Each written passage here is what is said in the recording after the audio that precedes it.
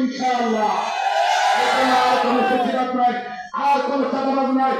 আমাদের আমিরের স্লোগানকে সামনে নিয়ে নেতার পরিবর্তনের সাথে সাথে আমরা নীতির পরিবর্তন করতে চাই। কথা বলেন ঠিক কিনা? এখন আমাদের স্লোগান তুলতে হবে ইসলামী আন্দোলন আমাদের অনুসরণ, নেতা নয় নীতি চাই। এবার আওয়াজ করতে হবে, এবার বাংলা হবে 3 সপ্তাহ বাংলা, এবার বাংলা হবে রবীন্দ্র বাংলা, এবার বাংলা হবে আপনাদের বাংলা, এবার বাংলা হবে ন্যায় প্রতিষ্ঠান বাংলা।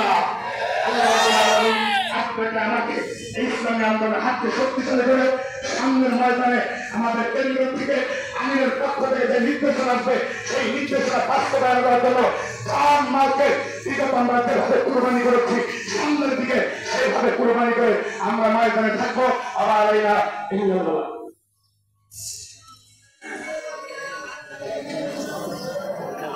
সংগ্রামী সাথী বন্ধুগণ, আজকের আয়োজনা সভায় এখন আপনাদের সামনে সংক্ষিপ্ত বক্তব্য রাখবেন আজকের সমাবেশের বিশেষ অতিথি ইসলামী আন্দোলন বাংলাদেশ ঝিনাইদহ জেলা শাখার সংগ্রামী সেক্রেটারি প্রভাষক মাওলানা শিহাবুদ্দিন।